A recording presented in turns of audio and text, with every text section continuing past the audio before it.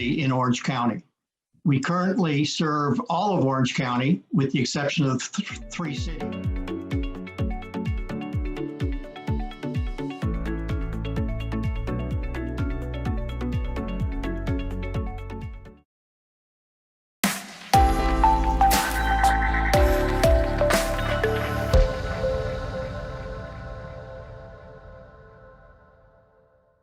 Good afternoon and welcome to the South Orange County Economic Coalition's June virtual general membership meeting.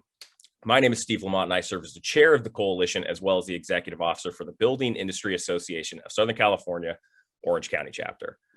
Water is at the top of the list of critical resources to the residents and businesses of South Orange County. There is an expectation that when we turn on the faucet, clean, reliable, and plentiful water will flow. Today, we'll be speaking with South Orange County water leaders about what programs and projects they'll be working on to ensure reliable and sustainable water supply, not just for today, but for future generations as well. I'd like to begin by thanking our sponsors of today's programs, including our main program sponsors. Poseidon Water. Poseidon is developing a seawater desalination plant for Orange County. This project will produce 50 million gallons of clean drinking water every day for the residents and businesses of Orange County. That's about 10% of what Orange County needs for water. We'll hear more about this project later in the show. And Molten Miguel Water District. Molten Miguel delivers high quality drinking water, recycled water, and wastewater services to more than 170,000 customers in Laguna Niguel, Aliso Viejo, Mission Viejo, Laguna Hills, Dana Point, and San Juan Capistrano. A leader in conservation and environmental protection, Molten Miguel maintains the lowest average water bill in South Orange County. And Mesa Water District. Mesa Water provides 100% safe and local reliable drinking water at a reasonable cost to businesses and 110,000 residents in Costa Mesa, parts of Newport Beach, and unincorporated areas of Orange County, including John Wayne Airport.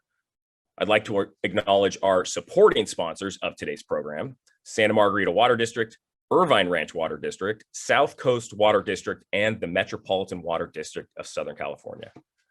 We're going to start our program this afternoon looking at water from a regional perspective.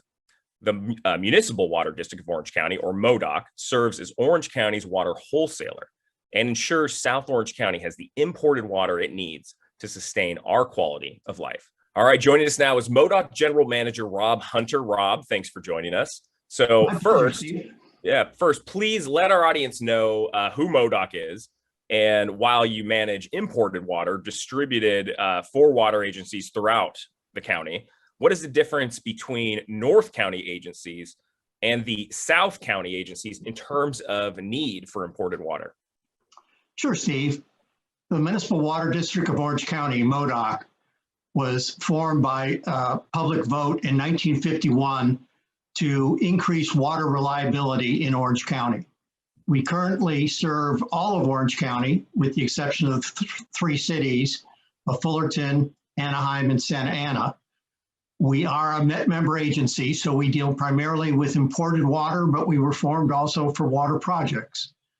The difference between North County and South County in terms of water supply is, while everyone has access to the imported water supply, North County has a very extensive groundwater aquifer, and South County has very little groundwater. So North County may have 75% or more of their water supply derived from groundwater. South Orange County generally has at most 25% from local supply. So Californians live under the constant threat, obviously, of an earthquake, but for water providers, a major earthquake in the Sacramento Delta could be devastating. So how does an earthquake threaten our water supply? And could the Delta Conveyance Project protect us from that threat? Yes, water suppliers spend a lot of time looking at risk, and including the risk of natural disasters like earthquakes. In the case of the Bay Delta, which normally provides about half of the imported water supply, or about a quarter of the water we use here in Orange County, it can have a couple of effects in terms of natural disasters. One is, with an earthquake, it can cause the levees to collapse and the salt water to come in and make it unusable. The same situation can develop with sea level rise from climate change. So what the Delta Conveyance does is it takes the water intake upstream on the Sacramento River above the area that would be impacted. So it really does a lot to secure our water supply from natural disasters. It also allows us to be able to take more water in the winter. And that has to do with the long-term planning and when you should take and when you perhaps should not take water out of the Delta. Sure. Well, on to another challenge. It appears we're in the midst of another drought. And I've heard, like, for example, Lake Mead is at its lowest levels of all time. So tell me the bad news and the good news from MoDOC's perspective regarding the drought this time compared to the one a few years ago. Yeah, I guess the bad news for California as a whole in the Western United States is we're in a very severe drought. Both the Colorado River system and up in Northern California. And normally we're able to balance one of those out against the other. The pattern is not unusual. In 7 years, we usually have 1 year of precipitation much higher than normal. Sure. About 3 that are normal and 3 that are pretty severe drought characteristics. But what is different is that both areas are in drought, and we've had a shift in climate that where we normally have a lot of water stored in snowpack, that water is now falling as rain. And we really need to look at how we change the system to adjust to that, to be able to capture that water that's in rain and not being stored. The good news is, on the imported side, Met has more water in storage than they ever have. Over the last few decades, we have invested billions of dollars in storage, and the storage levels are high. So in Southern California, we're in much better shape because of our investment in projects than the rest of California is. Okay, well, that is good news. So thank you. And so, onto sort of, advertising or education, if you will. But many of us grew up on Ricky the Raindrop. Is he still the MODOC mascot? And what are some of the ways you partner with South County water agencies in terms of public education and other efforts to encourage water use efficiency? Ricky still is our mascot. He's warmly received at schools and public events. Fortunately, I am in a size that in the middle of the summer, I can't fit into the Ricky the Raindrop costume. So I don't get that experience. What we do have, though, is really an industry-leading education program. That includes schools that we partner with our member agencies throughout the county. We also work with the 3 cities on that. We work closely with Met, and we work statewide in terms of how we get that message into school curriculums. So we're very active there. We also have active programs on the communication to the public on water use efficiency and conservation, and that happens year in, year out. It will step up a bit now during the drought, but we also do a lot of work on water use efficiency in terms of rebates, and a lot of work in terms of water loss, of actually going out and finding leaks in the systems and repairing those leaks. So we're able to use that information to help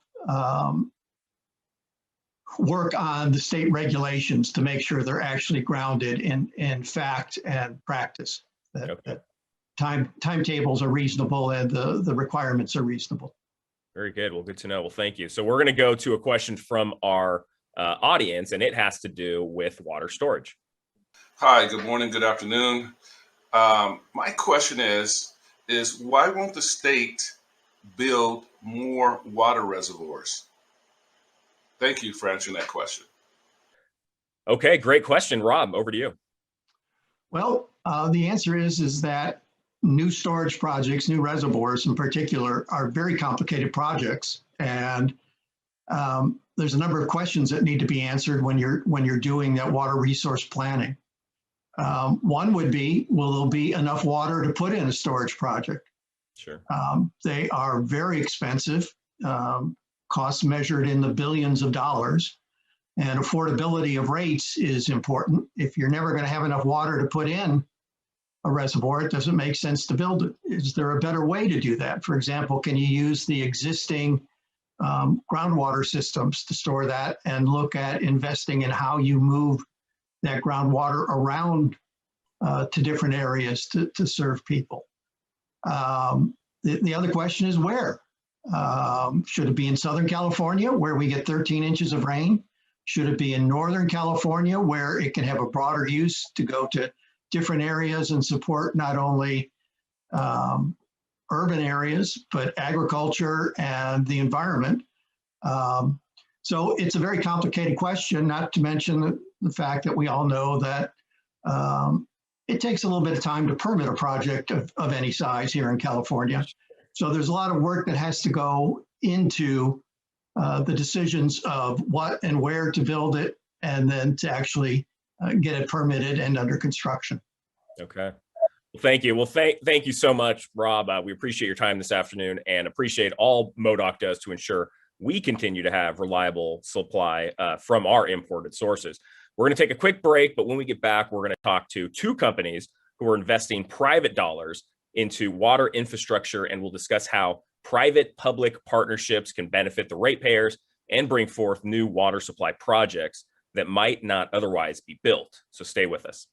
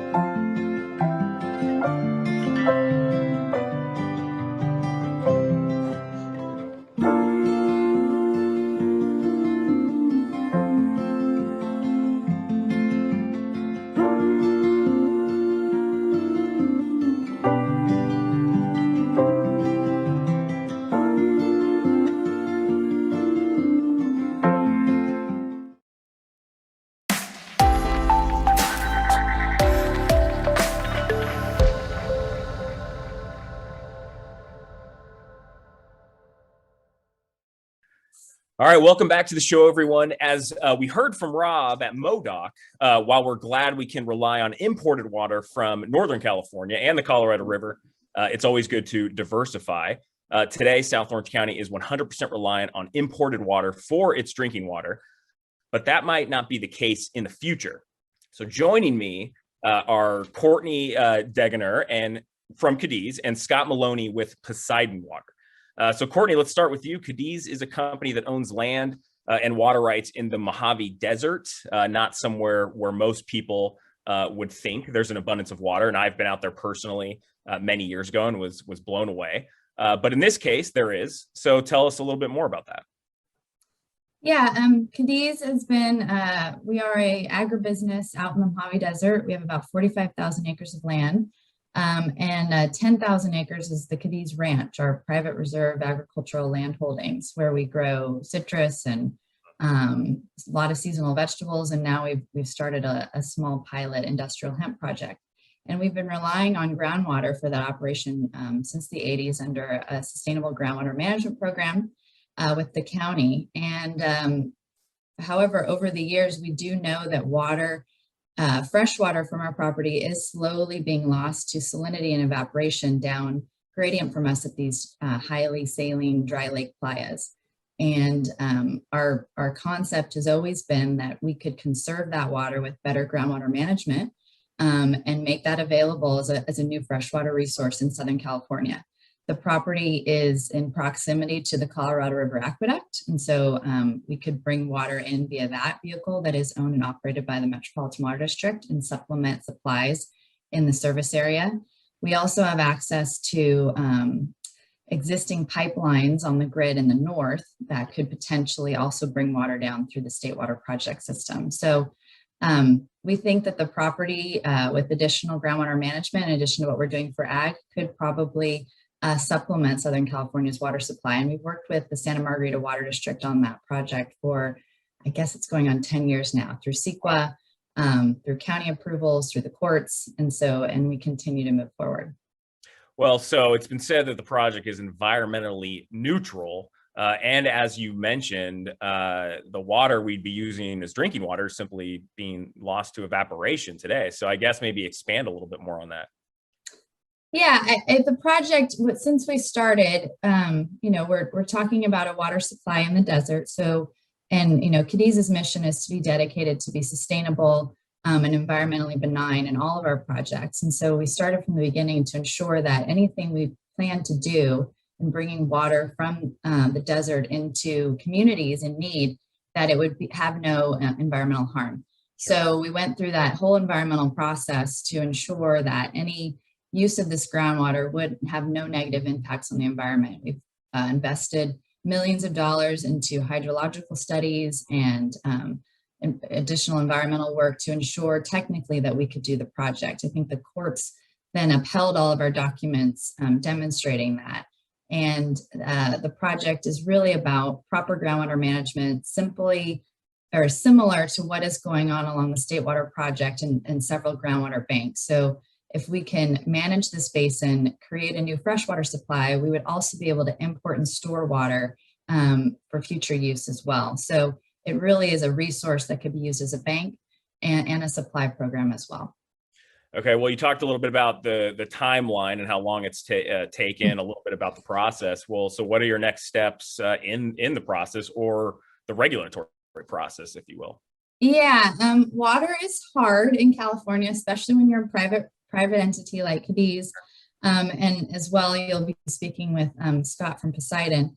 And it takes a long time to get through the regulatory burden here in California. And we have done the CEQA process and the county process, basically allowing us to manage the basin at Cadiz and approving us to actually take water from Cadiz and bring it into Southern California. Now we're working on the process where, how do we get that water into Southern California's different agencies?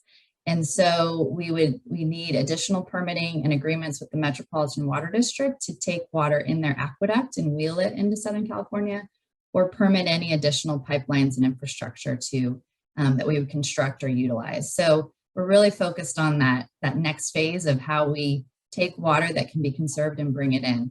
And then also working with different agencies in Southern California, given current conditions, in addition to Santa Margarita Water District, to see where else we can help supplement supplies. So we're very focused on any underserved communities in the greater LA area, throughout the Southern California area that might need additional supplies and would be interested in contracting for water.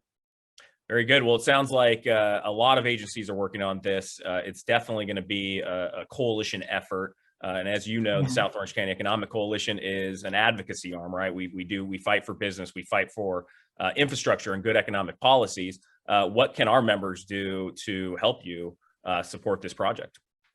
Yeah, thanks. I think, we have been so appreciative of the Economic Coalition support over the years. I mean, without this arm, we would not be where we are today. We started with this project, kind of going through the CEQA process at Santa Margarita Water District, and that was instrumental into today's project. And so now we're really continuing to work region-wide.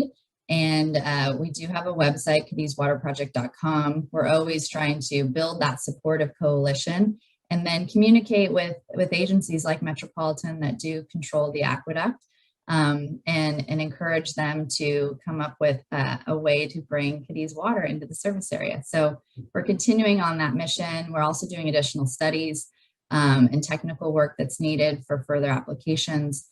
And right now there is ongoing study, and our opponents that we've been fighting with in court for 10 years are now actually also trying to stop a study that's being done by an LA agency. So there's always something to engage on. I think you know that from the way water projects are developed. So again, the website tries to keep everyone up to date. I'm always happy to communicate with anybody interested in writing a letter, communicating with an elected official on the importance of water supply reliability and access in South Orange County and region-wide. Okay. All right. Well, thank you, Courtney, and best of luck to bringing this new water supply to Southern California and South Orange County. So we're going to pivot. We're going to go from a desert to the ocean. As California goes through these drought cycles, the conversation naturally turns to seawater desalination. So joining me now is Scott Maloney with Poseidon Water. And Scott, Poseidon has already built the largest seawater desalination plant in the Western Hemisphere, just south of here in Carlsbad. But that's for San Diego County, right? It is, but it's really a model for what can be done in other places throughout California, including in Orange County. The Carlsbad project came online in 2015. And to date has produced over 75 billion gallons of drinking water for San Diego County. The single largest source of water in the county. It's the highest quality source of water for San Diego County and the most reliable. And by almost any metric, it's proven to be a success. And Senator Tony Atkins called it a model for how desal should be done in California. And we're trying to replicate that model in Orange County. Okay, very good. Well, I guess we need you to explain what desalination is in the first place. And then, of course, what are, you kind of mentioned it, but what are some of the benefits of this new source of drinking water? Sure. Desalination is the process of taking salt water and turning it into drinking water. And it's a very common technology used throughout the world. There are over 18,000 desalination plants around the world today, operating in over 170 different countries, providing billions and billions of fresh drinking water every day. The technology of choice for modern desal plants is reverse osmosis, which essentially means you're forcing the salt water through a membrane that has microscopic holes that only allow the water molecule to get through, and it rejects everything else, bacteria and virus and the salt. And the result is it produces the highest quality water that is available. And what's unique about seawater desalination in California, it is the only 100% climate resilient water supply available. And what that means is that the Pacific Ocean is the largest reservoir in the world. It's always full, and we have the technology to turn that salt water into high quality drinking water in an environmentally responsible and a cost competitive manner. And it's being proven to work in San Diego, and we believe we can make it work in Orange County. Awesome. Well, what is, I guess, kind of back to the the public-private partnership discussion. What does that mean exactly? And how does this benefit the rate-paying customers?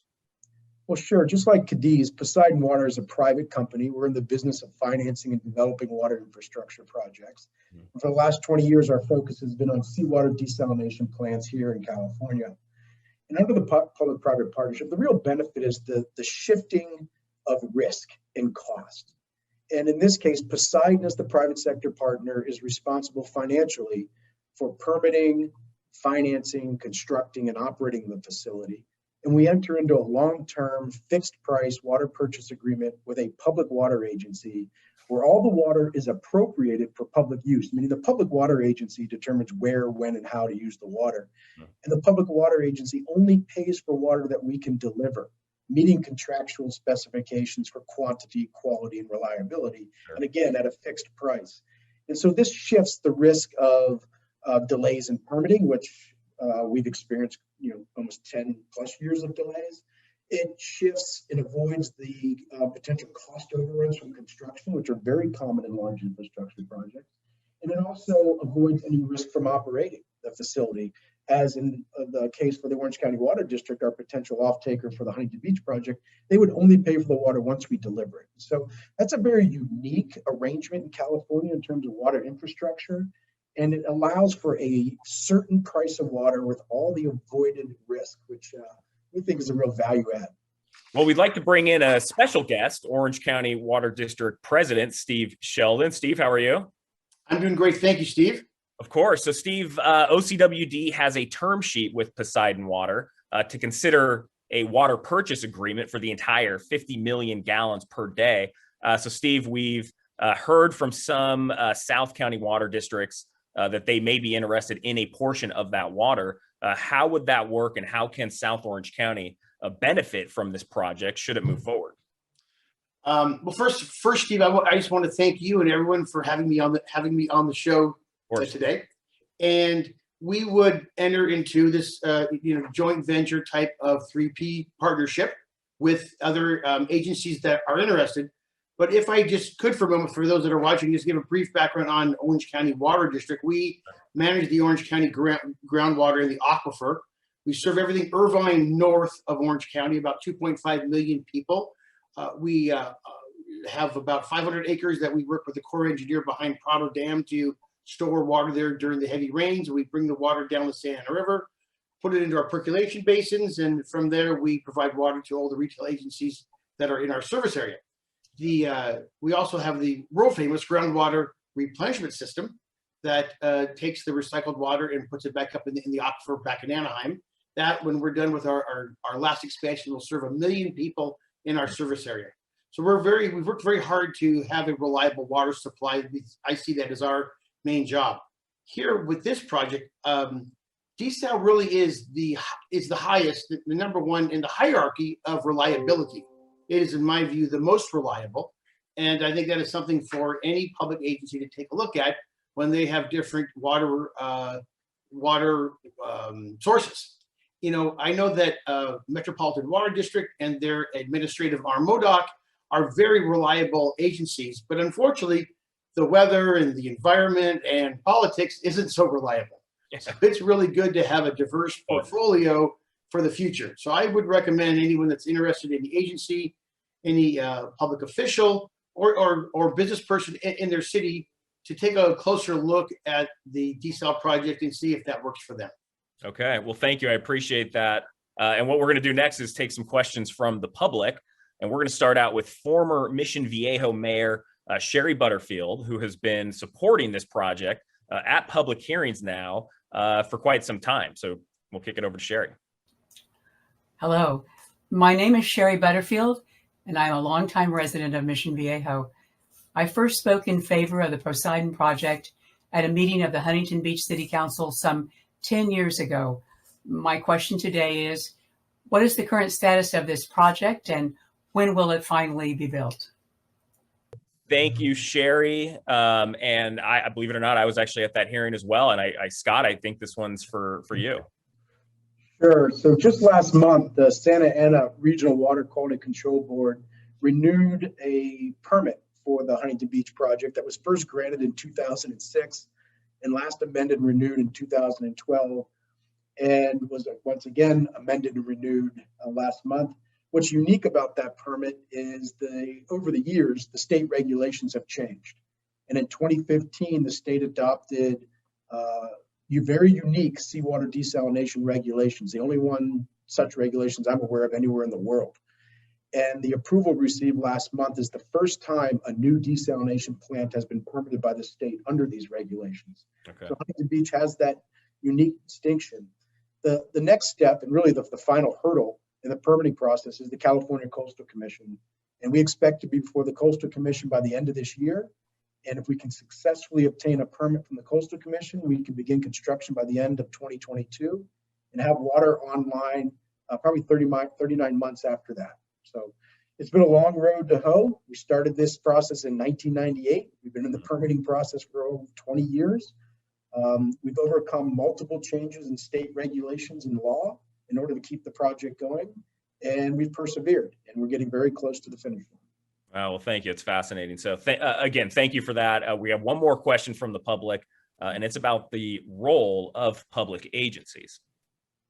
Hi, my question is, it seems as the MWD and the MWDOC and other retail water agencies, if they had backed the Poseidon project, it would have been built and operating by now. Why is it that it seems there's not a lot of support from existing water purveyors for desal? Thank you. All right. Thank you, Brian. So Scott, we'll kick it to you first, and then Steve, if you have any comments, we'd love to hear them. So Scott. Sure. Actually, the support for desalination in general and the Huntington Beach project in particular is deep and wide throughout Orange County. And many of the cities and water districts have been strong supporters of the project over the last 2 decades. In fact, MODOC and the cities of Fullerton, Santa Ana, and Anaheim, which comprise the 4 MET member agencies in Orange County, have collectively applied to MET for funding for the desalination plant, which will have the benefit of lowering the cost of water for ratepayers in Orange County. MET has stood strongly with us over the years and testified at multiple hearings and sent letters of support. And of course, the Orange County Water District, our potential public partner, has stood with us for over a decade. And so we wouldn't have gotten as far as we have today if the support within the water community did not exist. Now, we recognize concerns have been raised by some water agencies about the cost of water, and those are valid concerns. But I will tell you today, Carlsbad, which is the largest, most technologically advanced and regulated seawater desalination plant in the world, is producing the most reliable and highest quality water and delivering it directly into homes and businesses in San Diego for less than a penny per gallon. And that is cost competitive with the development of new local water supplies. In fact, MET is looking at building a large wastewater recycling plant in Carson. There's discussions about large stormwater capture facilities. And if you look at the cost estimates for those facilities compared to desal, it's competitive. And so we believe we can deliver not only a reliable, but a cost competitive source of water to Orange County that'll satisfy all of the water agencies in the county. Okay, awesome. Thank you. So Steve, any comments? You know, I know we have a lot of business owners that are participating, and as a fellow business owner, I would just say I've had to pay a lot of insurance and general liability and this and that. And, you know, occasionally, unfortunately, I've had to call upon that. And I was so appreciative and so thankful that I actually did take out those policies that I needed in the future. I didn't hope I wouldn't have to, but I did need some. I think everyone in the water community recognizes that desal is absolutely one of the arrows in our quiver that we should look at for our diverse water supply. Very good. Well put. So what can our viewers do to show their support for this new drought-proof water supply? Scott? Well, I think the final hurdle is the California Coastal Commission later this year. And so support at the commission, letters of support, attending the hearing, making sure that the leadership in Sacramento, from the governor who supports our project to Tony Atkins, who also supports the project, to Anthony Rendon, know about the importance in Orange County that this project gets approved by the California Coastal Commission. Okay, thank you. Well, thank you, Scott, Steve, and Courtney. We're going to take one more break, but when we get back, we're going to hear from several of our local water district general managers as they talk about the various projects and programs they are developing to bolster our local water supply and encourage water use efficiency. So we'll be right back.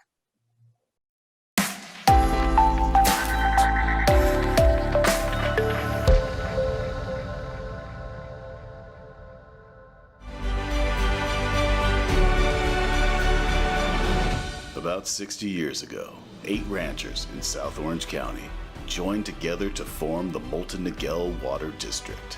The reason that those folks made the decision to bring water to the ranch was to be able to do exactly what has been done now, is to really bring life to the soil. The Molten Miguel service area certainly transformed quite a bit over time. We went from cows and tall grass to high density housing. We've just done a fantastic job of changing as the times have changed. Now we serve diverse communities of over 170,000 people throughout South Orange County. Through periods of economic change, drought, and uncertainty, Molten Miguel continues to overcome challenges and exceed expectations. Molten Miguel Water District. We're always delivering for our customers.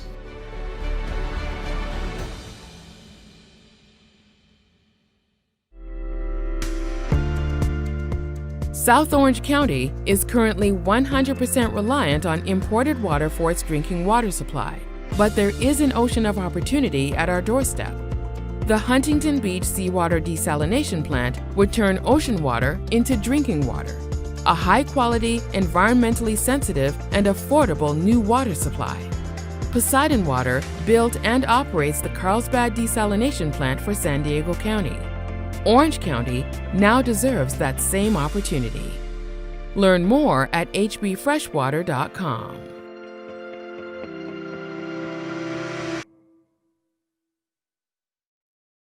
Okay, welcome back to Navigating the Waters in South Orange County.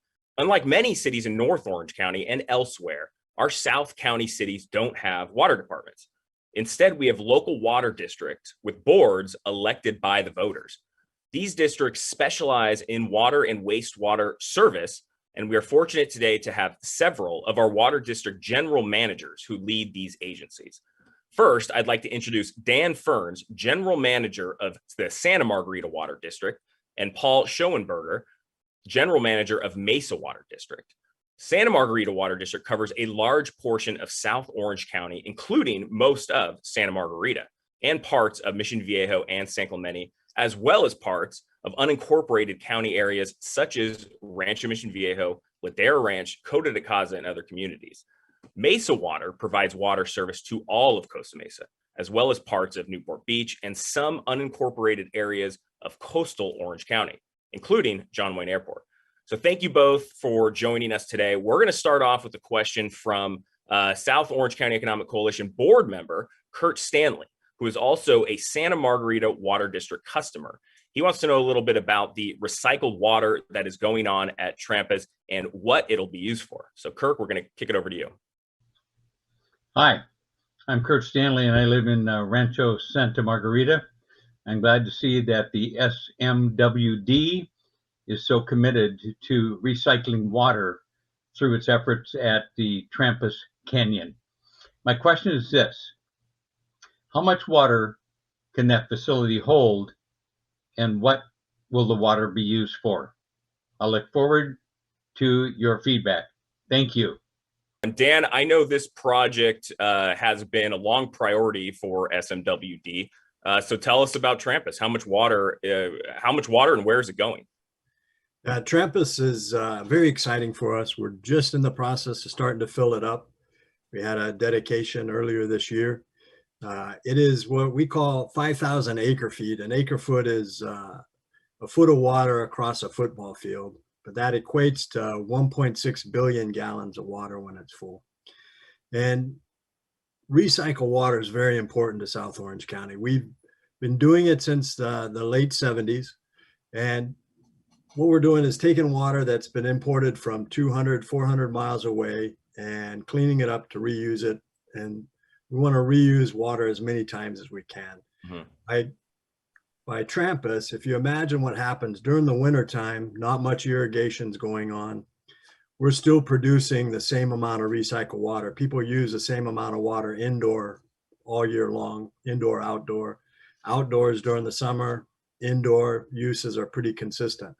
So during the winter time, we want to take that water, put it into Trampas Reservoir, fill it up so that we can peak off of it during the summer, use it for irrigation.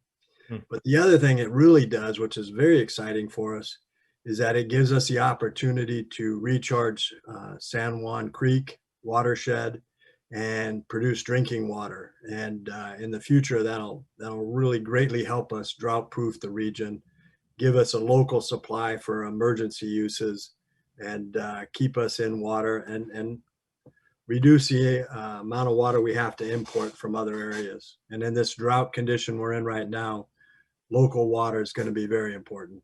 Yeah, true. Well, thank you. I appreciate that. And Paul, tell us a little bit about Mesa Water. And thanks to a geological blessing, if you will, your agency uses 100% local water. So tell us a little bit about what the treatment center does, and when do you use pump, or when do you pump groundwater? Very good. Thank you. Thanks for having us here. Yeah, Mesa Water is blessed, as many of the cities in Orange County are, to be over this great big groundwater basin. So basically, if you're from the 55 freeway north, you overlie this huge groundwater basin. And what that provides us is reliable, a huge underground reservoir of reliable water that's really good quality.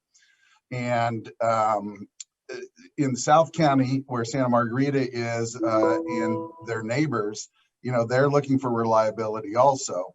And they talk about reliability in weeks or months of supply that they have because of this huge groundwater basin. We have years of reliability. So like you said, we are very fortunate geographically to have that. It's a huge resource, and it is low cost too. So it's really great. Mesa Water District since 2012 has really taken little to no imported water from Metropolitan Water District, which comes from Northern California or the Colorado River, because of our local supplies. We use recycled water for a lot of our irrigation, but primarily we use the clear groundwater that comes out of this basin. And because of our location within the basin, we're able to dig down deep, 1,000 feet down, to a deep aquifer that has been sitting there. We've age dated that water. It's 12,000 years old. It comes up with a little bit of an amber tint because it's been sitting with these ancient organics and trees and redwood trees and things like that down there. And so, yes, we have to take that color out in our Mesa Water Mesa Water facility, and we call it the reliability facility, and that's it in the background. We just filter out the color with a nanofiltration process, and that is what makes us 100% local and reliable. Interesting. Well, thank you. So earlier in the program, we heard from both Cadiz and Poseidon Water about the projects they're working on. We've all heard about public-private partnerships, or P3 projects, from the public agency perspective. But what are the benefits of these P3s? And Paul, I'll start with you, and then Dan, I'll come over to you next. Yeah, the search for reliability continues as Orange County grows. And, water districts really, our charge is to make sure that we have enough water to provide it to our residents for their quality of life. So new water supplies are very important. Everyone's done a great job of conserving and using water wisely, but as we grow, we will need new supplies. And it's very important to team up with companies and other agencies who have good ideas and who have the financial wherewithal and the staying power to get some of these projects to fruition. So, countywide, we're in support of all those projects that you just mentioned. Very good. Dan. Thanks. The idea of public-private partnership really has, as Paul just said, allowed water projects to move forward that may not otherwise move forward because you're able to share in the risks. So in the two companies you've just interviewed and talked to, we've had partnerships with both of them over the years. And in the case of Cadiz, we're the lead agency on that project. And so that project has been under planning, under design, environmental documentation, a lot of groundwater monitoring, a lot of design effort going into it at the risk of the private entity. And they've been able to use their resources and assets to further that project where the public agency, Santa Margarita, and our customers haven't been at risk. So if the project fails, we haven't had to risk development of project. But if it's successful, then the private company benefits and the public agency benefits. We did a very similar approach with our Lake Mission Viejo recycle water project, where we've, in the last 4 or 5 years, we converted Lake Mission Viejo to recycle water, and we built an advanced purification plant to do that. We did it with a partnership, an unusual private-public partnership, in that it was an HOA, the Lake Mission Viejo Association, the City of Mission Viejo, and Santa Margarita Water District to build that facility, because that is an important part of the Mission Viejo community, and we wanted to make sure that it was sustainable for a long time. Awesome, outstanding. So, Paul, Mesa Water just celebrated its 60th anniversary last year. So what are some of the projects or programs that you're most proud of, I guess during your time, but of course over the 60 years as well? Yeah, a lot has happened since 1960, which was 60 years ago. At that time, 100% of the water used in our area came from outside, came from the Colorado River, and then later Colorado River and Northern California. Wow. So that's a lot of energy and a lot of outside influence, and so we have really reduced our carbon footprint tremendously by going local and kept our rates low. So that was one thing which was really, really important. Another thing I think is our financial stability. Our board is very fiscally prudent. One thing that we're very proud of is we have no unfunded pension liabilities. Okay. And so that's fairly unique. I know some agencies have that, but that's fairly unique. And we're very, very conscientious about keeping our facility well maintained. And that's another thing my board is focused on. They do not want to hand over any unfunded or unrealized maintenance to the next generation. Sure. So we are putting in 2 new wells as we speak, and we're upgrading some reservoirs and replacing old pipelines and doing the things that we need to do to keep the water flowing. Okay, well, thank you for that.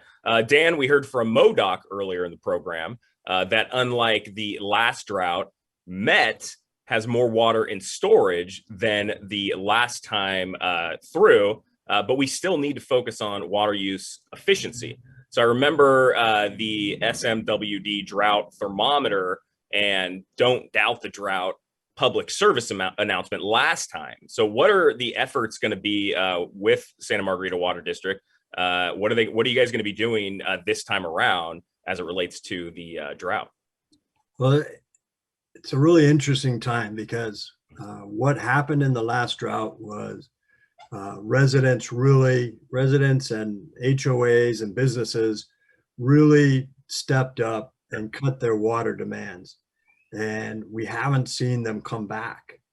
And so water demands in Santa Margarita are the same level they were in the late 80s, early 90s. Okay, wow. Even though we have 60,000 more residents. And so we're seeing what we call demand hardening, where folks are being efficient in the use of their water. And so, you're really now under this drought going to have to be smart about how we ask for more, because a lot of people have done quite a bit to cut back on water demands. And as you noted, and as MODOC noted, Met is in better shape. We're at the start of this drought potentially, though, and you never know. That's the very hard part about this. We're not sure what's going to happen next year. We can predict, we can guess, we can study and model, but we could have rain. It could rain. Could rain, and we're all off the hook again. But what we really are trying to do is that efficiency mindset all the time, and be smart about how you approach it. We're also really emphasizing conversion of large areas to recycle water where we can. We're working on a project with Samlark, which is the largest HOA in Rancho Santa Margarita, to convert 1,000 acre feet of demand to recycled water, which will help greatly on the domestic water and free up more water. We have a goal of 30% local supply. 30% represents what our indoor use is. So if we can produce out of the projects I mentioned earlier, the San Juan watershed, local projects, if we can produce 30%, then we're covered for indoor use and fire safety. And we don't have to necessarily worry as much about those health and safety issues. Then we're working on yards and maintaining yards and those kind of things. So we have a lot of projects in place, a lot of messaging will be coming out to be smart about it, to start being efficient, pay attention again. We have a lot of programs just like Mesa does on irrigation controllers, different funding opportunities. We have a dedicated staff of water use efficiency professionals that will help with conversion of your yard, will help you with looking for leaks, all those kind of things. And they'll be very active once again in this approach. We're also looking at different types of metering, different types of monitoring how much water is used, indoor, outdoor, so people can really understand where their water use is. Sure. So lots to do. Well, yeah, well, thank you. I guess it's encouraging to know the outreach and educational campaigns worked the first time, or I guess the last time. Hopefully they'll be working again. So we have one more question from the public. This is from one of our realtors, Eileen, who lives in Rancho Santa Margarita. So we're going to kick it over to Eileen. Hi there, I am Eileen Oldroyd, owner of Oldroyd Realty in Mission Viejo. And I want to thank Be Waterwise and also the Rancho Santa Margarita Water District, because I removed all my turf in my front yard last year, and I replaced it with, that would help if I had it up here. I replaced it with California natives. So we're 90% California native, and we're attracting bees and butterflies and hummingbirds, and it's just this really amazing sanctuary. So I just wanted to share that with you. So here is my question. So over the last couple of years, the water districts have talked about changing residential water limits by possibly doing satellite photos and to determine what the outdoor water needs are of a particular residential area. So I'm just curious how that's going. All right, thank you, Eileen. Beautiful California-friendly yard for sure. And so she wants to know if water districts are taking satellite photos of residential homes to determine water budgets. Now, Dan, since she's a Santa Margarita Water District customer, why don't you take this answer? Sure, thank you. We have used aerial photos. We haven't quite gone to the satellites, even though my background looks like we are using satellites right now for measuring. But we have used aerial photos, and the important thing is we've established water budgets, and we want to be fair about a water budget. And so we want to know what size yard you have to make sure that you are receiving an adequate amount of supply. And a small yard versus a large yard is important. And it's also important in the state, in that the state legislature requires the state now to do a very similar measurement not for individual customers, but to apply to individual agencies. So we've been working very closely with the state because their measurements aren't as accurate as our measurements. They don't have the same level of information. They don't know where recycled water is. They don't know where domestic water is. And so we've been working closely with them to get an accurate measurement of the area within our district to get a water allocation. And so it has been working well. We have established budgets, and it's not always a popular approach. Sure.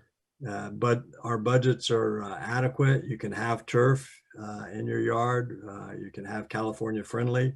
We like to say, if you have turf where you're walking on it and kids are playing on it, then great. If you're just looking at it and nobody ever touches it, you may want to think about something else that takes a little bit less water. But sure. Overall, we do have aerial measurements of every lot and have an idea of how much square footage is in landscaping in there. All right. Thank you, Dan and Paul. We appreciate your time today, and we appreciate all you're doing to enhance water reliability and independence for Orange County. Now I'd like to introduce 3 more general managers of South Orange County water districts. We have June Lopez with Molten Miguel. Hi, June. Rick Shintaku with South Coast. Rick, welcome. And Paul Cook with Irvine Ranch. Welcome, Paul. So thank you for joining us.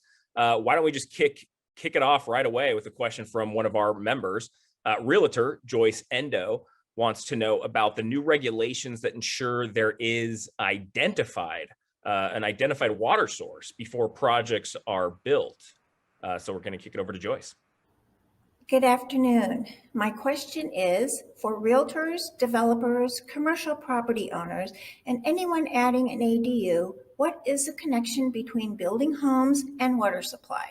What legal statute controls exist that may deny new development due to lack of water? Thank you very much.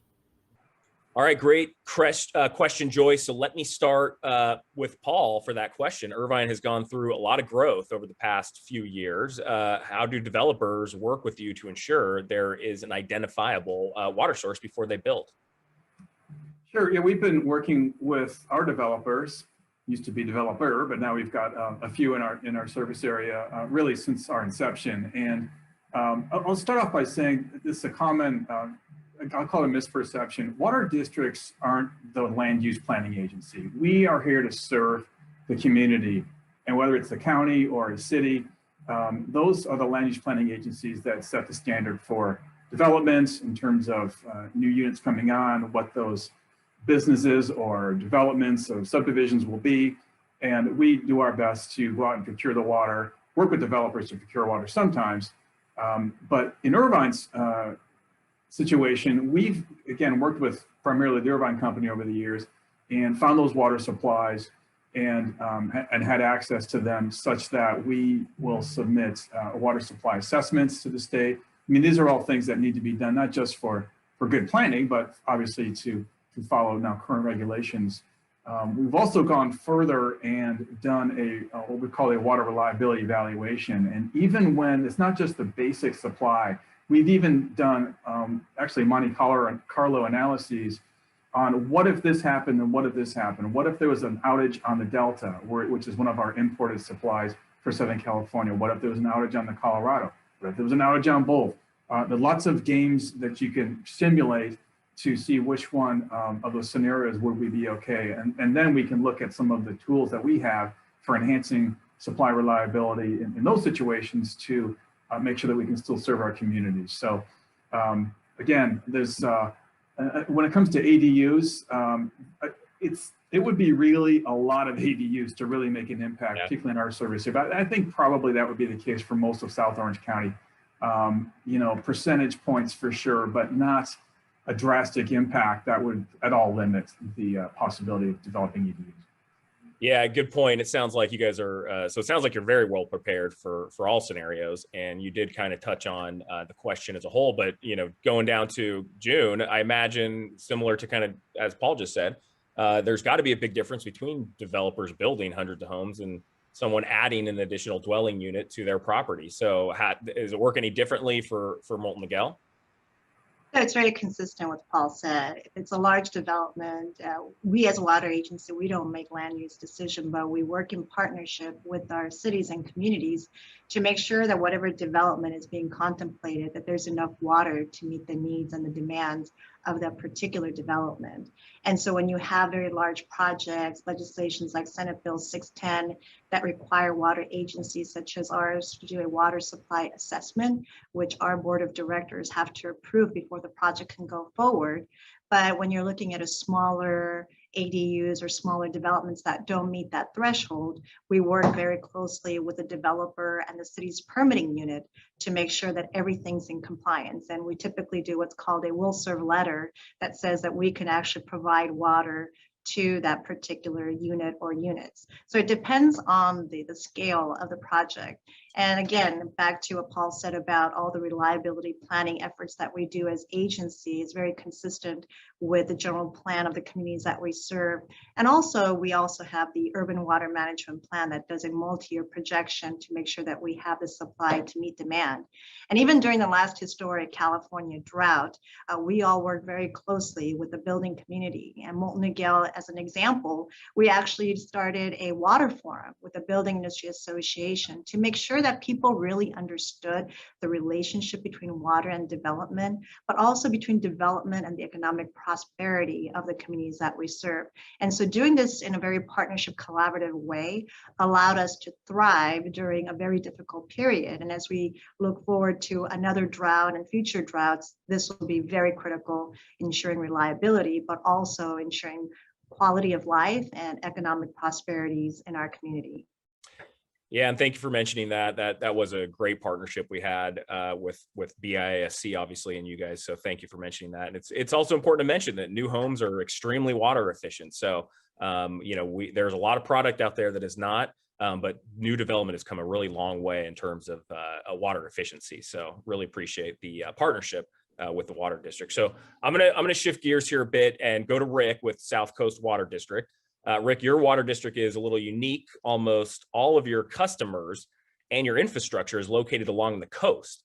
So I would imagine that leading a coastal water district creates some unique challenges in terms of saltwater corrosion on your equipment, but perhaps some unique opportunities as well.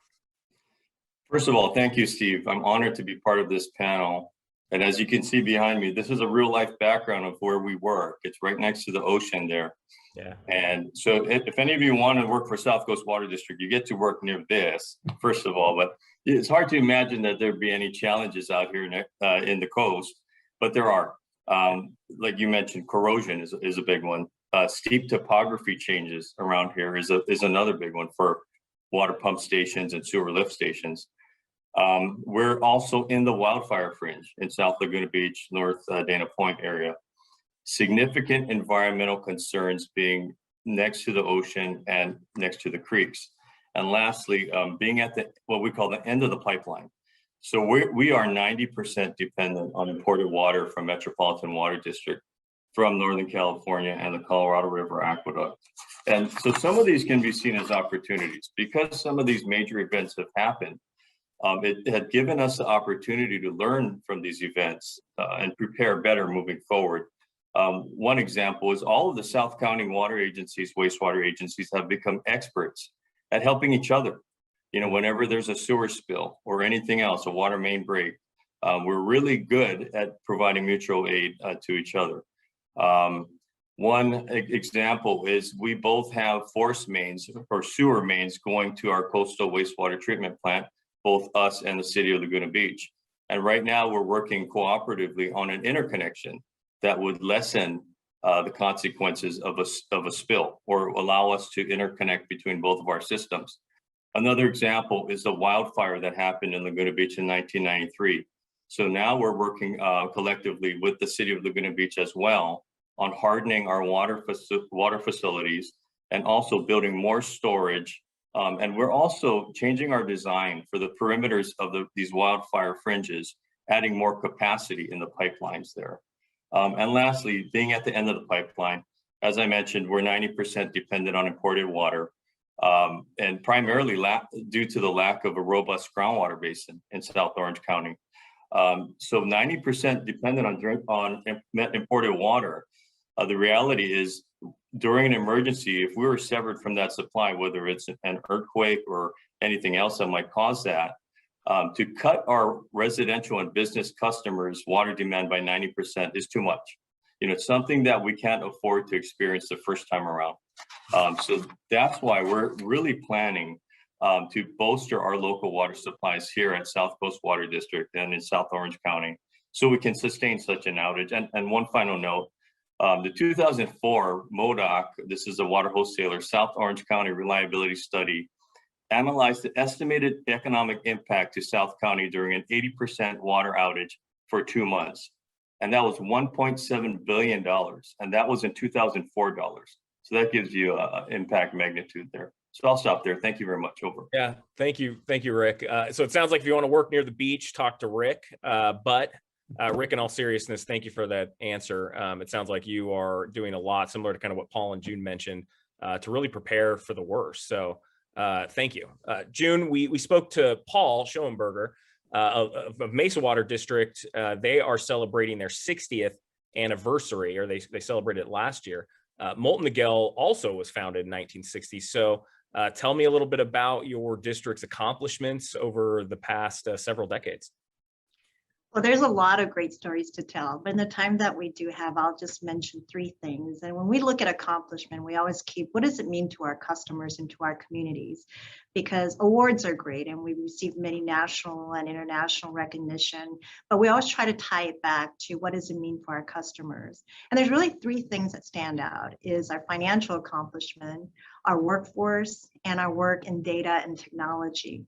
So with our financial capability, we've done a lot of long-range planning effort. We brought skill sets into our organization to really make sure that we're designing the best rate structure for our customers. And we're very proud to say, given as much as we've grown over the years, that we've kept our rates very low.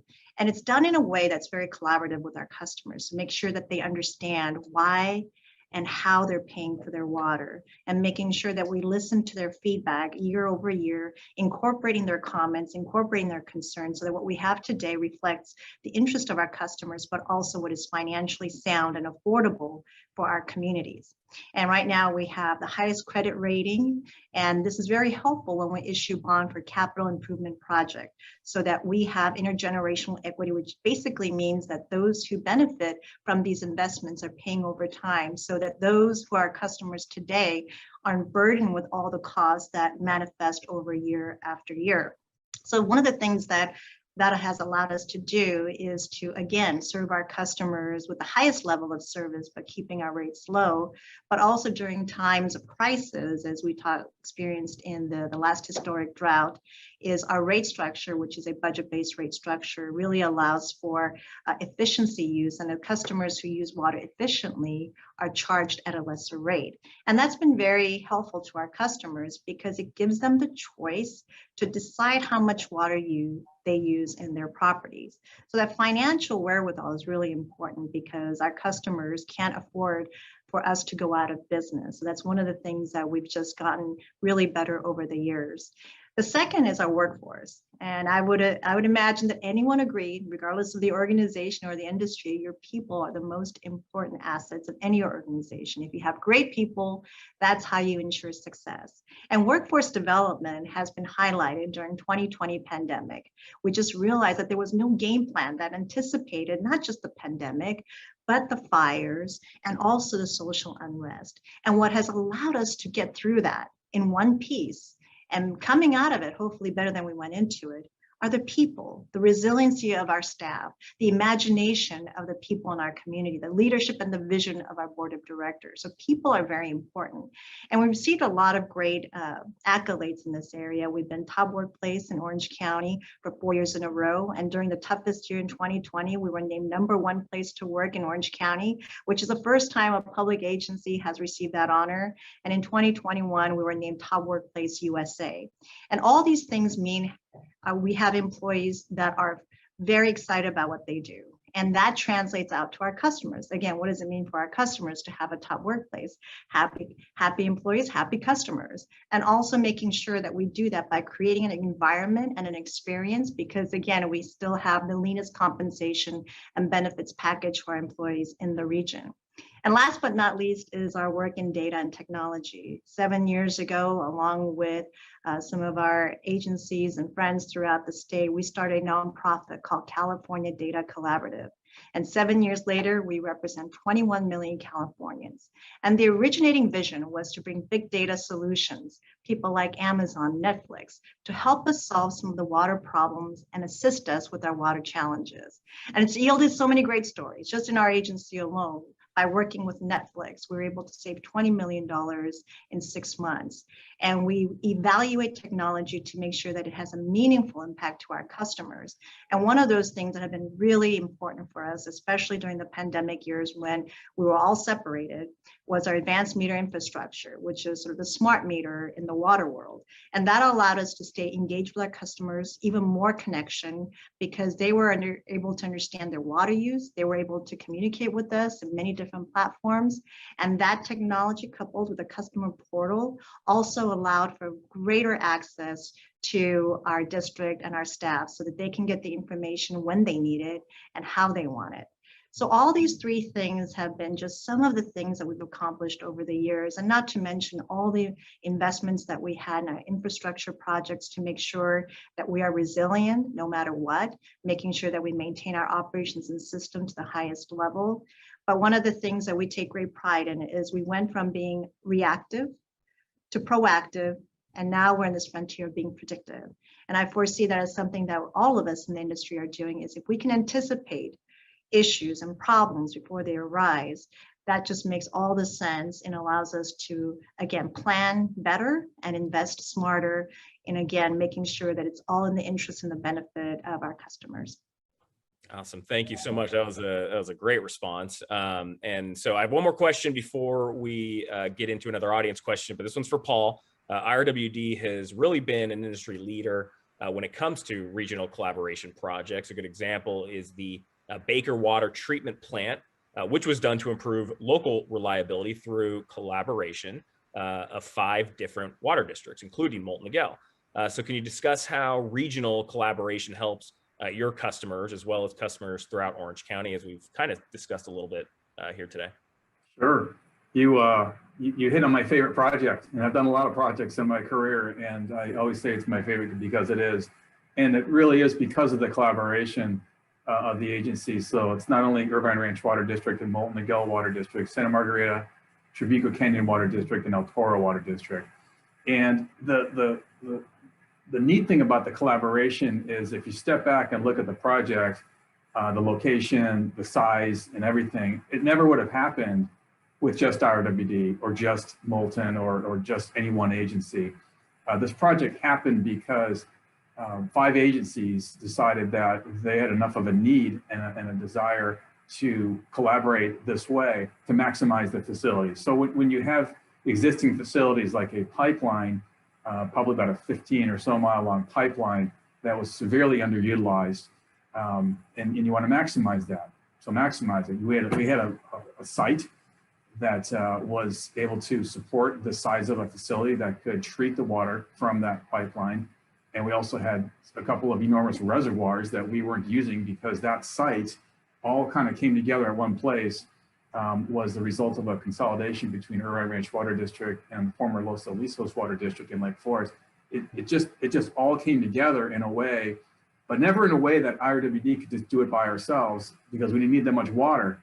But with these other partners, that's where it all came together. So when we looked at the project and sized it and costed it out, we ended up going to each of the boards of the agencies and said, listen, the water's going to be a little bit more expensive, particularly in the early years, but ultimately it'll probably even out with the cost of metropolitan water. That's the imported water from Metropolitan. So it's still kind of, well, why would we want to do that? Since the source water is still, the untreated water for the Baker plant is primarily from Metropolitan Water District. So we looked at Metropolitan's main facility for providing potable water down to South Orange County, and it's a facility up in Yorba Linda called the Deemer water treatment plant. And at the time, it was, let's just say it was a little more exposed to earthquake damage than it is now. They put some upgrades in, but it's still sitting on top of a fault. And we felt like, wow, we can build a state-of-the-art microfiltration water treatment plant down here in Lake Forest, much closer to South Orange County, using that source water. But the added advantage is that we can also tap into Irvine Lake. Irvine Lake is a resource that's owned 75% by Irvine Ranch Water District, the rest owned by Serrano Water District. So we could actually hold water in that lake.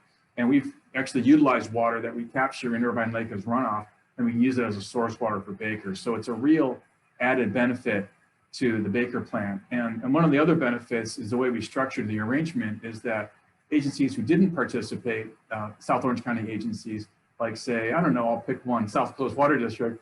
Rick and I actually have been talking about an arrangement by which perhaps under certain circumstances, South Coast could use water from the Baker plant and Irvine Ranch doesn't need it. We have access to groundwater in the middle part of Orange County. South Coast doesn't. So do we really need emergency water? Not as much as maybe South Coast would. So that's a good time for us to take a look and start moving water around. So that's the collaboration that really shows benefits to not only the 5 partner agencies that went in for the Baker plant, but even extending it to beyond other agencies. I can tell you Trabuco's capacity has actually already been, I think they're leasing it basically to the city of San Clemente. You know, so that's already been happening, but we structured the partnership so agencies could do that. So it's a really neat partnership and continues to really exceed our expectations. And that water is actually became cheaper than Met water, I think after about 2 years. So we feel pretty good about that too. That's kind of an added bonus.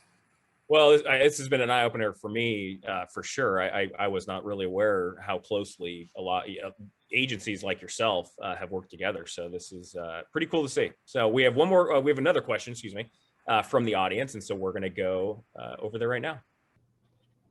There was a discussion about building a desal facility in Dana Point. What is the status of that idea? Rick, I guess that one goes to you. South Coast Water District has been studying the feasibility, of a desal plant in Dana Point. So where do we stand? Thank you, Steve. So regionally, this is not a new concept. This started many, many years ago when MODOC had looked at and installed a test slant well, actually. So it's a fully submerged well, at a slant angle into the ocean.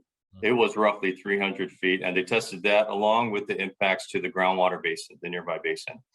South Coast took this project over in 2015 and has been navigating through the planning process. 2 years ago, our board approved an EIR to build an up to 5 million gallon per day ocean water desal project with the potential, a programmatic EIR approval for an up to 15 MGD regional project at some point in time, if warranted. The project has been checking off the right boxes with the environmental community and the regulatory community. This includes the slant well concept itself, minimizing harm to marine life, commingled brine. So the salt brine that is screened out of the reverse osmosis process would be commingled into an adjacent wastewater outfall that exists there. And that is a environmentally preferred method. The other concept is being 100% carbon neutral, and that's a commitment that our board has made actually 2 years ago at a meeting. Outside funding has been the key. So since then, we've been chasing down a lot of funding, and we've been awarded $30 million in state and federal grants so far. We've been invited back to the WIFIA, a low interest loan process. So we're hoping to get the WIFIA loan at the end of the day. We're also applying for the SRF loan funding. So now the project is finishing up due diligence studies and going through permitting. Due diligence studies is, we're going back and looking at a few concepts, including, specifically how will the slant wells affect the nearby groundwater basin? What other configuration options exist for a better efficient project at the end of the day? Alternative power supplies, what's the best way to structure a power portfolio for this project? And we're also looking at ocean water augmentation, which is a fancy way of using blended ocean water desal along with direct potable reuse.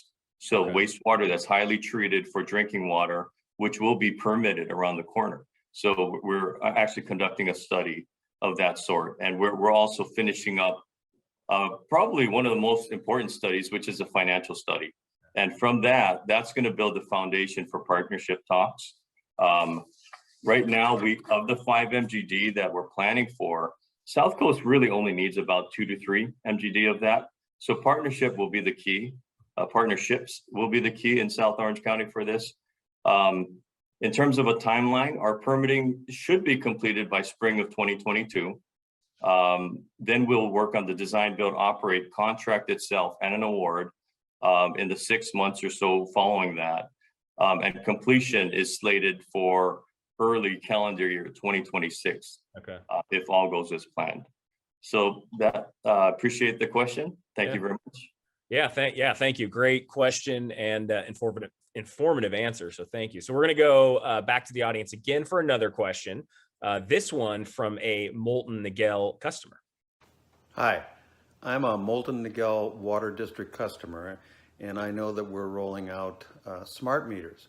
My question is, will they help me manage my water better, and what are the benefits of the smart meters? Okay, thank you. So June, over to you. And the answer is absolutely yes. The advanced meter infrastructure, the smart meter, allows you as a customer to be able to look at your water usage on real time.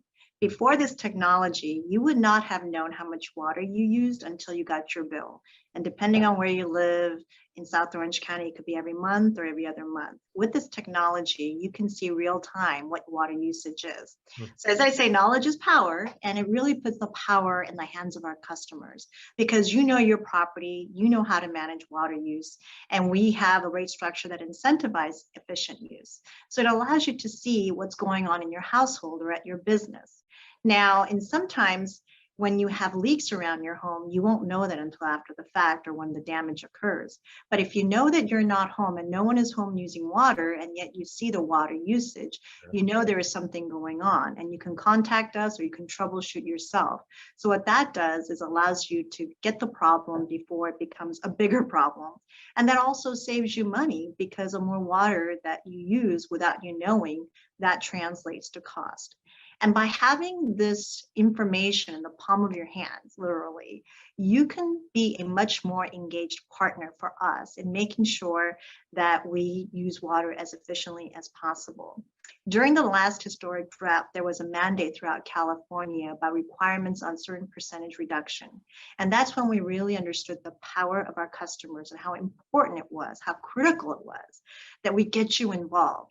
And by working with you, by giving you the information and the tools and the opportunities, we saw that our customers just step right in because everyone wants to do the right thing. But if you don't have the information or the tools, you can't do anything. So we started to engage with communication, with a lot of outreach, and it's been such an invaluable experience for us. Even after the last drought ended, we did not see a rebound in water usage in our customers because everyone understands that water is a very scarce resource and we have to do a good job of using it to stretch the supply that we have so that we have enough water for other developments or other uses and that we have enough in our community.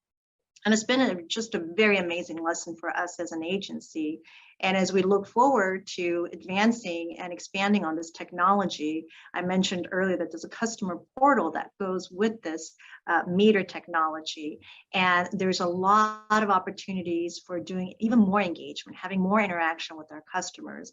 And so the value to our customers, you know your water usage, you can track it better, you can manage it better, you can make sure you detect leaks before it becomes a problem.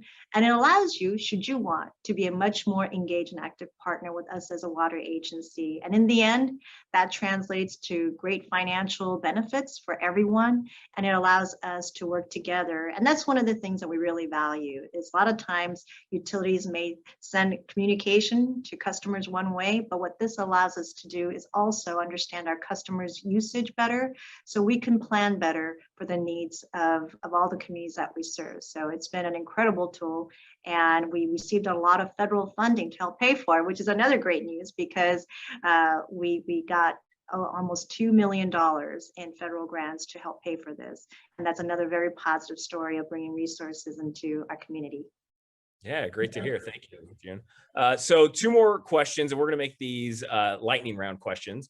So for all 3 of you, as we enter another drought cycle and have no idea how long this will last, what are some of the strategies your districts are using to ensure customers will have the water that they need when they need it? So we'll start with Paul, we'll go to June, and then we'll go to Rick. So Paul, over to you. Sure. You've seen at this point, noticed a pattern. There's supply side, there's demand side. So I'll talk about a supply side thing that's kind of unique for us. So we've done some water banking. And what I mean by water banking is that Urban Ranch Water District owns property up in the Kern County area, and about 1,000 acres. And that property is set up so it can recharge water into the ground. And because of how Kern County is set up with all the massive agricultural interests and water management forces that work up there, we participate in those programs such that we put in water and we can extract it with our name on it. So we bought the land, built the facilities, built the wells to recover it. We're situated right next to the California Aqueduct. So it was really an ideal placement of that land. We would only utilize that water if there was a shortage declaration. And that's a formal notice from Metropolitan Water District that Metropolitan is there to provide all of us water, all of the customers water, but when they can't provide us 100%, maybe 80%, maybe 60% for whatever reason, a drought, some kind of damage on their system, then we've got water in the ground that we could then call on, and then we have arrangements with Metropolitan Water District as well as Municipal Water District of Orange County or MoDOC, so we can actually move our water down to South Orange County. So it's a real exciting prospect. When I talked about those different outage scenarios earlier in the discussion, one of the outage scenarios we envisioned was what happens if there was a massive earthquake in the Delta up Northern California. All of a sudden the ocean comes rushing in towards Sacramento. Well, that's salty water. That you just can't take salt out of water unless you're set up to do that. That's a very expensive process, and they're just not set up, and that's not set up to do that. So having water in the ground in Kern County, almost still on the wrong side of the Tehachapi Mountains, but at least it's below south of the Delta. So it's a pretty unique program. We've been very successful with that. We're looking to expand our facilities through use of Prop 1 grant funding, which is the state of California. We're also looking at getting some federal money as well. And we're also looking at if we can expand our program, the way we're thinking about it is actually finding partners in Orange County particularly, but throughout Southern California for others who want to be able to bank water for that once in a while emergency. It's not every year, it's not every third year, only once in 10 years, that kind of a frequency. So it's pretty unique, and we're really excited about it and glad to see it growing. Okay, thank you. June. I would say there are 3 things that we'll continue to do and build on is all of our efforts, demand management and water use efficiency. We learned that, for example, as a program, the turf removal program, which has been very successful throughout Southern California during the last drought, we realized in our service area, just in a very short time, we were able to get our customers and work with them to remove 5 million square feet of turf. And replacing that with native landscape, which has been very popular. And what that also does is it allows us to have water immediately. If we use water more efficiently while some of these supply projects are coming online, while we wait, we can still have water for the needs that we have. And even though that seems like a lot in our service area, and by the way, when you look at the totality of Orange County, even though our percentage of population is about 15% of population based on the turf removal removed, it was about a quarter of all the turf that was removed in Southern California, in Orange County, I should say. That still only represented 1% of the entire landscape in our service area. Now, it doesn't mean we're taking all the turfs out, by no means, but it just goes to show you all the opportunities in the outdoor landscaping that we have to still be very aesthetically pleasing, but use less water, so we have water for different needs in our community. So we'll continue to build on that. The second is a regional collaboration. You heard a lot from Rick and Paul about those things, and we monitor projects like the desalination. We worked on projects that Paul talked about, bringing water from outside of our immediate service area to do these kinds of transfers and exchanges to make it work, because we are connected on all of our systems. We are connected by nature. And while we have our boundaries, there's so much opportunities if we manage the water more broadly. And so that even goes to as far as Northern California, Central Valley, working with the ag community, the farmers, and how can we strike that balance between urban needs and the ag needs so that everyone has water that they need to support the economy of the state. And one of the things that we're right now exploring through various studies is how can we partner with the cities in North County to look at some of the ways that we could use the groundwater basin that they have in a way that's beneficial to both North County and South County in a very collaborative and transparent way. And last is our work with data. We've seen the value and the return on investment in data.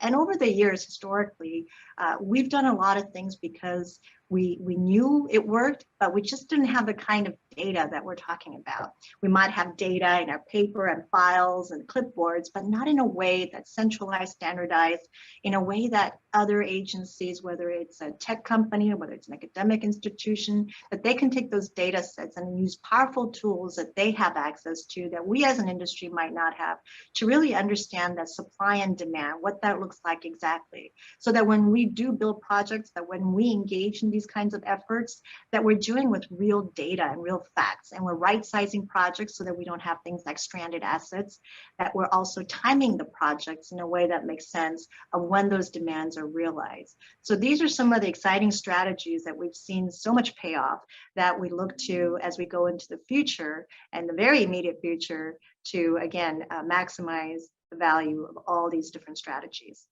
Okay, perfect. Well, thank you, Rick. Thank you, Steve.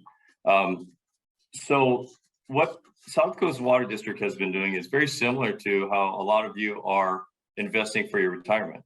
We're really trying to diversify our portfolio, and the water bank is not as quick moving as the financial banking industry. But what we've been doing is focusing on ourselves first. So we've been looking at our water system losses, and the way to minimize that is to look at your asset management program and repair and replace on a timely and proper manner.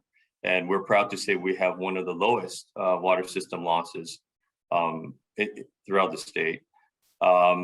Conservation is key on the customer side as well. So we've been enhancing our rebate programs, and really the credit goes to our customers.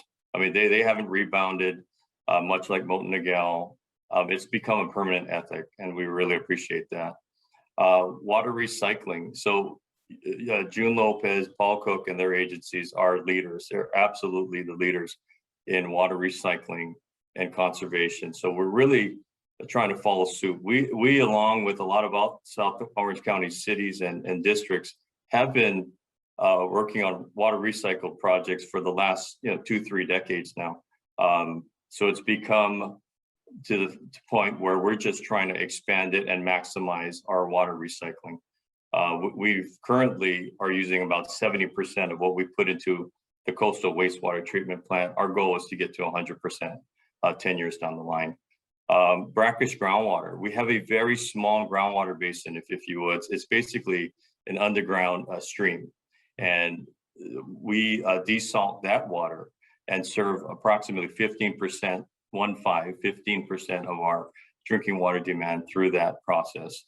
Water storage is important. We store about 30 million gallons of storage in offsite reservoirs. But after all of that is said and done, we still have a need for about 80-85% of imported water, or potentially new local water supplies to offset that during an emergency.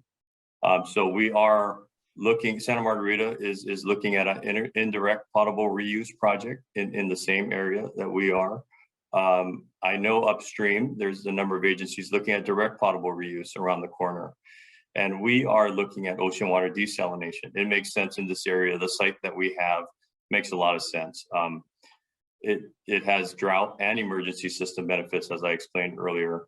But mainly what we're trying to do is cut that demand or the need for water during emergency from that 85-90% value to about 25-30%. That's something more realistic that we can all deal with. And so MET still needs to be a significant part of that portfolio. You know, that is the importance there. We're not trying to get completely off of Metropolitan, but we do need to get to a realistic take from Metropolitan at the end of the day. So thank you for that question. Of course, yeah, thank you. So we're gonna continue the lightning round with the final question from the audience. What are our water districts doing to be less reliant on imported water? Okay, thank you. I know you guys have all kind of touched upon this, but how do we become more water independent in South Orange County? Now we're gonna make this a super lightning round. So I'm gonna ask you to answer this very important question in 30 seconds or less. And we're gonna start with Rick, and I'm assuming you're gonna talk about desal. Yeah, thank you very much, Steve. Yeah, so I covered a lot of those points earlier, so I won't repeat those. But ocean water desal is key for us. And from a system reliability viewpoint, we'll be able to sustain a system emergency outage of 60 days or more.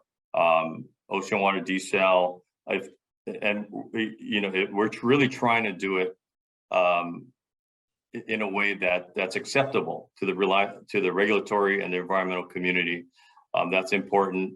We're also trying to do it in a cost-effective manner that would have a minimal rate impact on our customers. So thank you very much. Of course, thank you. Jim.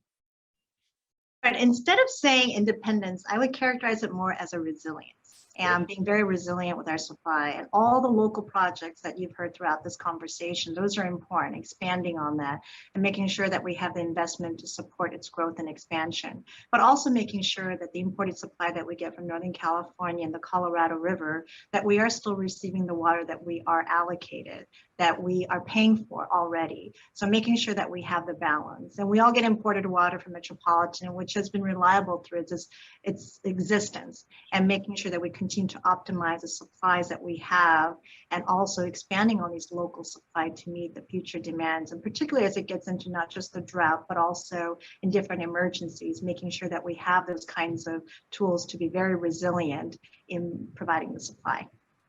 Very good, thank you. Last but not least, Paul, close us out. Thanks. Yeah, I completely agree with June on her comment. It sounds like it's a bad thing to be reliant or on an imported water. It's one of the tools we have, but it would be bad if you were overly reliant and not resilient enough, and those are kind of the same thing. So I would just make that point strongly again, because it's really fundamental to water resource planning. I think June talked about, and Rick as well, supply. So I'll go on the demand side and just round it out that way. Continuing efficiency efforts, making sure that we're hitting our customers everywhere that we can with all efficiency efforts. And I use the word efficient very specifically, not conservation. We're efficient because you're efficient all the time. It's taking out your front lawn and putting in succulents. It's putting in the right plumbing fixtures that are efficient.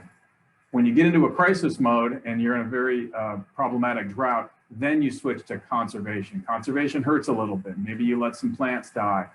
Maybe you shower with a bucket or a friend, whatever it takes. That's conservation. That's something you do once in a while. So it's having those tools ready to go, and water shortage contingency plans are things that we all have to do. We should do, but we have to do them as well. And there's triggers, 1, 2, 3, 4, 5 at different stages. We're doing different things, and those are all really helpful from the supply side. And you couple those with the demand. Those are the demand sides. Couple those with the supply side, and you've got a sustainable formula that can get us through just about any drought that we can anticipate. Okay, perfect. Well, Paul, June, Rick, thank you all for being a part of our program today. We appreciate your leadership and innovative strategic thinking when it comes to ensuring water reliability, not just for today, but for the next generation too.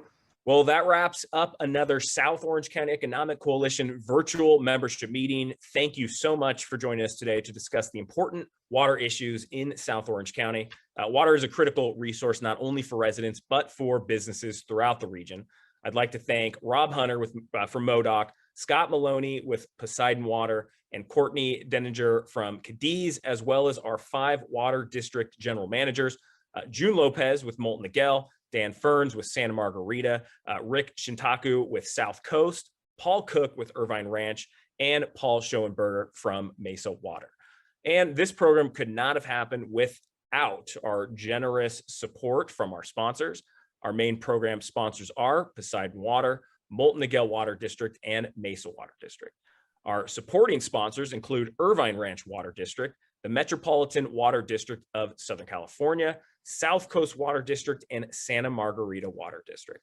And of course, I would like to thank you for tuning in. Keep up to speed on what the South Orange County Economic Coalition is doing by going to our website, economiccoalition.com. You can also find a membership link if you are interested in becoming a member. Thank you, and we'll see you again soon.